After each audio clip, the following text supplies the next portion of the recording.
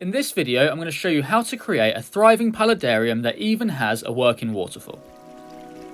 Be sure to stick around to the end, as I'll even be adding some tiny inhabitants. Let's get straight into the build, starting with making the tank.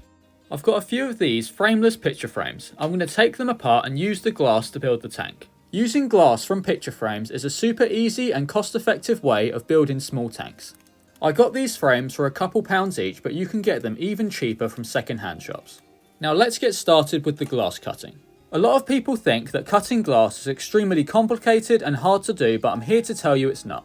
With the right tools and a bit of practice, it really is quite simple. The main materials you'll need is a ruler, a marker pen and a glass cutter. I'll leave links to all the materials I'll be using for this build in the description below. As you've seen, I've already taken some measurements of where I want to cut this piece. A quick tip before cutting is to place on a few bits of sticky tack to the underside of the ruler. This will stop it from slipping around and ensure that you get a nice straight cut. Now I'm taking the glass cutter and scoring a line down the glass. Make sure you're pushing down firmly with one continuous take. It should sound like some paper being torn in half. Now the glass has been scored, I'm going to take it to a straight edge and give it a few gentle taps. As you can see, it snaps in half with ease. Once the glass is cut, make sure you handle it with care, as the edges are extremely sharp. Cutting glass really isn't as difficult as you might think. Just get hold of some old picture frames and start practicing. You're bound to go wrong at first, but with a bit of practice, it really is quite easy. Now that all the glass has been cut, I like to do a quick test fit before sanding it down. I've made the mistake too many times of sanding the glass down only to find out that I've gone wrong. I'm simply using some electrical tape to hold all the pieces together. Make sure you're really careful with the glass at this point, as it is super sharp. It's lucky I did this, as I completely forgot to trim off a piece of the top where the wire for the pump will come out the tank. I took some measurements from the USB plug and then cut a section off accordingly. For small cuts like this, pliers come in handy. With that done, it's time to move on to the sanding. The factory edge on these picture frames is already super smooth, so I only need to sand the edges that I cut. When sanding glass, make sure that the sandpaper is wet. This stops any glass dust, which is something you definitely don't want to be breathing in. Now that all the glass is prepared, it's time to move on to assembling the tank with silicone. A quick tip to make applying the silicone easier is to add a bit of tape on the top. This makes the opening for the nozzle much smaller, which is more appropriate for the glass I'm using.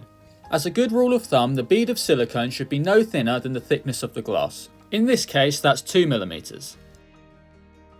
Now the silicone has been applied, it's time to start assembling.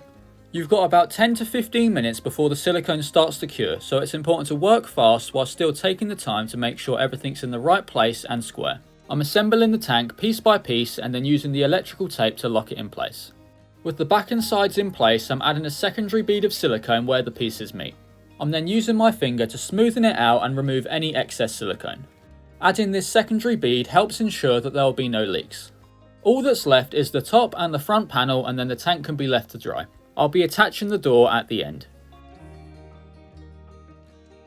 24 hours later and the silicone is fully cured and ready to be cleaned up, but before doing so, all the tape needs to be removed. The benefit of using electrical tape is that it leaves no residue on the glass.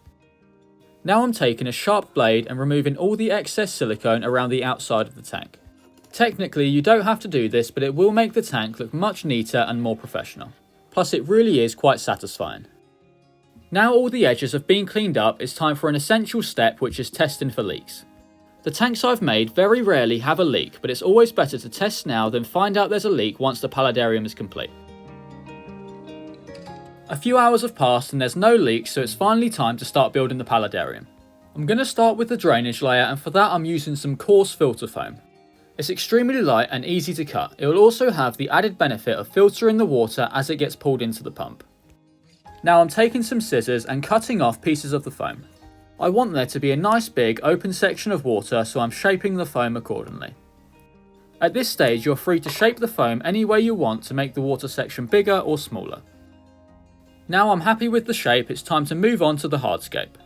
For this paludarium I'm choosing to use some maple leaf rocks. These pieces are certainly too big for this size tank, so let's fix that. I'm taking them outside and giving them some hits with a hammer to break them up into smaller pieces. Make sure you wear some kind of eye protection, as some pieces do go flying. As for all the dust and small rocks, I'm collecting them up as they'll come in handy later. Now the maple leaf rocks are a more appropriate size, it's time to start building.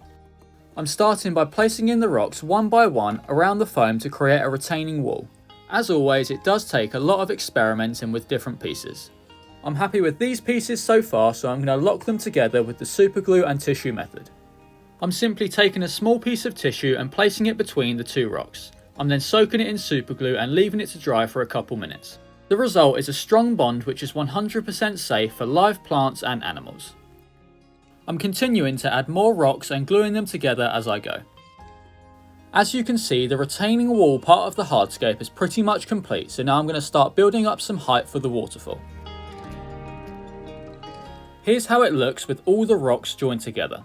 I'm really liking how it's looking, but I need to do a few things to make sure that the waterfall is functional and actually flows properly. Firstly, what I'm going to do is take some of the leftover filter foam from earlier and plug in any large holes. You'll see why I'm doing this shortly. Now all the holes on the hardscape have been filled in, I'm going to flip the piece over and start adding some expanding foam. After giving the bottle a good shake, I'm applying the foam all along the backside of the waterfall. If I didn't add the foam and left it as it is, all the water would fall down through all the gaps and cracks between the rocks. By adding the foam, it'll ensure that the water flows properly down over the rocks into the water area. Try not to add too much foam as it really does expand quite a lot. About 10 minutes have passed and the foam is still wet inside but dry to the touch. What I'm doing now is pushing the foam down and compressing it into place. This is super easy to do at the moment as the foam is still really soft and it'll mean I won't have to do any carving later on. After leaving the expanding foam for about an hour or so, it's pretty much fully dried and the filter foam from the front can now be removed. If I didn't plug these holes, the foam would have expanded through, which is certainly not ideal. With the filter foam removed from the front, I'm now going to start covering up all the marks from the expanding foam and the glue. To cover these up, I'm going to use some more super glue and the crushed rocks that I saved earlier. I'm simply applying the super glue to the area I want to cover up and then sprinkling the powdered rock on top. The excess can then be removed, and as you can see, it creates a nice seamless joint between the rocks. After covering up all the glue marks, I gave the entire piece a good wash down. Before going any further, I'm going to start installing the pump. I'm using this small USB aquarium pump for this build. Firstly, I'm taking off the output and gluing on a small piece of tubing to make it slightly wider. I can then reattach it and start measuring and cutting out a square in the foam whilst it dries. The pump fits nicely inside, so now I'm going to work on the output tubing. I'm attaching it in place and then placing the hardscape back inside the tank. I'm then using a Sharpie to mark where I want the water to come out from. Now I'm going to make a hole in the output for this tubing to fit into. The tubing can then go in and get secured in place with some glue. Once dry, it's nice and sturdy and can be installed back onto the pump. Now I'm placing the hardscape back inside and using some more maple leaf rocks to try and hide the output. It doesn't have to be completely hidden as the moss and plants will do the majority of the work later on. Next, I'm taking a Sharpie and marking for where I want to cut the tubing. Now it's cut down, all I've got to do is plug the hole in the top. Now the hole's plugged, the output can go back onto the pump ready for a water test. It's always a good idea to do a test of the pump quite early on to see if you need to make any adjustments. In this case, the flow was a bit strong, but luckily the pump I'm using has an adjustable flow, so I turned it down a bit and it was much better. It flows just how I hoped it would, with the pump being pretty much silent, which is great. With the test done and successful, I'm going to go ahead and drain out the water. I should have done this at the start, but before moving on any further, I'm going to install this foam mat to the bottom of the tank. This will help protect the tank against uneven surfaces, putting unwanted stress on the glass. To attach it, I simply use some double-sided tape. With that done, I'm going to get the pump back in and feed the wire through the hole that I made at the start. I'm then going to add some filter foam on top, which will stop the substrate from getting into the intake. The hardscape structure can then go back in for the final time. As it is, I definitely think the hardscape's missing something, so I'm going to add some pieces of driftwood. I'm hoping these will create a nice contrast to the maple leaf rocks. When hardscaping, be sure to experiment with multiple different layouts until you find something you're happy with. After all, once the Paludarium's complete, it will be really hard to make any changes. If you're enjoying this build so far or finding it useful, be sure to drop it a like. I'm really happy with this layout and I love the way the wood flows and fits with the rocks. They're just balancing at the moment, so as you could probably have guessed, I'm going to secure them in place with the super glue and tissue method. Securing the hardscape in a tank like this is essential, as any small knocks and bumps would knock it over, making maintenance a nightmare. I don't know about you, but I think the hardscape looks 10 times better with the addition of the driftwood. I'm not going to worry about covering these glue marks, as that will be easy to do with moss and plants later. Now I'm taking some leftover filter foam and plugging any holes throughout the retaining wall. Plugging these holes will stop the substrate from falling down into the water area. Talking about substrate, for this build I'm using some aquasoil. Aquasoil is perfect for a Paludarium build like this one, as it doesn't mind being on the wetter side with water constantly passing through it. I'm pouring in a generous amount into the background with it sloping up towards the waterfall. With the substrate in, I'm going to finish off the hardscape by adding some sand into the open water area. I've chose a fairly light coloured sand as I think it suits well with the maple leaf rocks. After pouring it in and spreading it out with a paintbrush, I'm going to add some small maple leaf rocks to create a more natural transition. These are once again leftover pieces from when I broke up the rocks earlier. I really love the detail they bring to the scape. Now before moving on and getting the plants in, I'm going to give the entire tank a good spray down. Now it's finally time to start bringing the Paludarium to life with plants. I've got a variety of plants that all range in different leaf size, shape and colour, but one thing they've all got in common is that they're aquatic plants. Although they're often intended to grow underwater, they do grow really well out of water in setups like this. This is known as immersed growth, and actually the majority of aquarium plants are grown and sold in their immersed state. This is extremely useful for me as they won't have to go through any acclimation or adjustments and they'll get straight to growing. I'm going to start by planting the majority of this trident fern behind the waterfall to hide the wire and the output of the pump. Like most of the plants I'm using in this setup, this plant is an epiphyte and should not be planted into the substrate. All I'm doing is wedging it in place behind the rocks. Next up is this beautiful Anubias, which has got to be one of my favourite plants. I want this plant at the base of the driftwood and for it to be a centrepiece of the Paludarium. Next I've got another Anubias species that has some nice arrowhead shaped leaves. I'm planting it towards the back by simply wedging it in between some rocks. I'm then taking a smaller plant of the same species and planting it on the left side. It's very important not to let these plants dry out, so I'm giving them a light spray every now and then. Next I've got a good number of hygrophila cuttings which will be planted into the background. I love the shape of this plant's leaves and really think it helps bring out a deep jungle look. This is one of the few plants I'm using in this setup which can actually be planted into the substrate. You may have noticed that these cuttings have little to no roots at the moment, but that's not a problem as they'll root themselves in no time at all.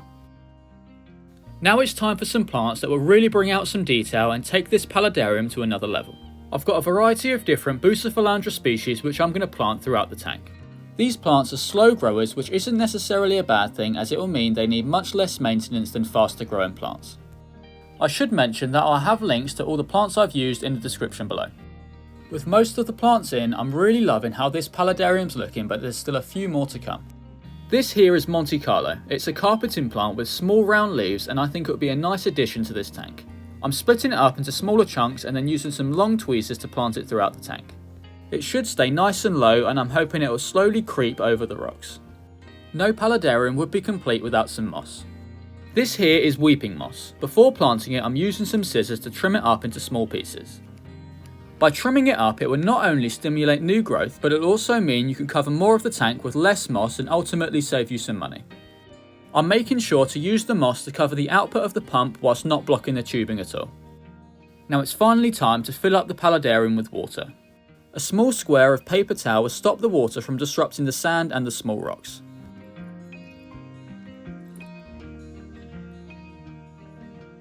Now the Paludarium's full with water, I'm going to place in some floating plants.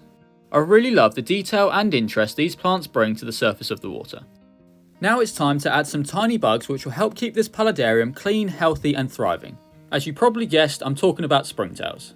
These tiny bugs will eat things like mould and decaying matter throughout the tank and poop it out in the form of fertiliser for the plants. They are even more important in a tank like this as I used a good amount of wood which is always prone to growing mould. Now before turning on the waterfall, I need to attach the door which will trap the humidity and stop the Paludarium from drying out. I cut some glass to size and then secured it in place with electrical tape. Next I'm placing some masking tape on the front and top, leaving a small gap for the silicone to go on. Next I'm placing on a bead of silicone where the top of the tank and the glass door meet. I'm then using my finger to spread it out. Next I'm taking a flat edge, which is a ruler in this case, and smoothing out the top. When doing this I'm not scraping the silicone off but just passing over the top to create a smooth finish. You should be left with a bead of silicone at the top of the tank, which is 1 to 2 mm thick, which will act as the hinge. I'm then removing the masking tape whilst the silicone is still wet and then leaving it all to dry for 24 hours. 24 hours later the silicone is fully dried and it's now working as a hinge. This is an easy way of creating a discrete hinge and it is actually surprisingly strong. Now let's turn the pump on and let the waterfall flow. I absolutely love how it flows down over the rocks and into the open water area. I do want to add some tiny inhabitants into the water, but first I'm going to let the tank grow in for about 4 weeks.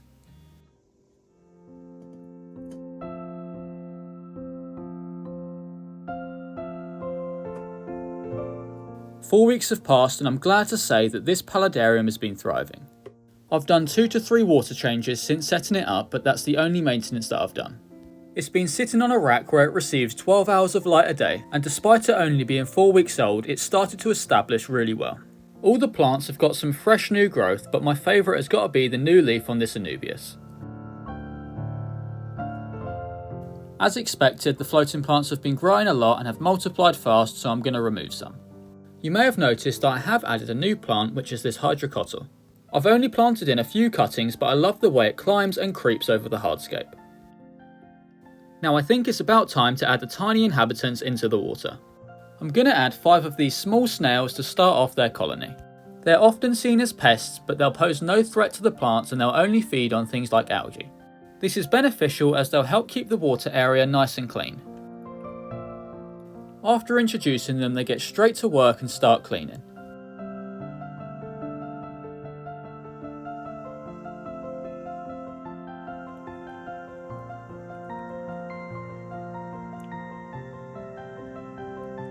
Let me know in the comments what you think of this paludarium and be sure to subscribe so you don't miss any future builds or updates. As always, thank you for making it to the end of the video. I hope you enjoyed it and found it useful.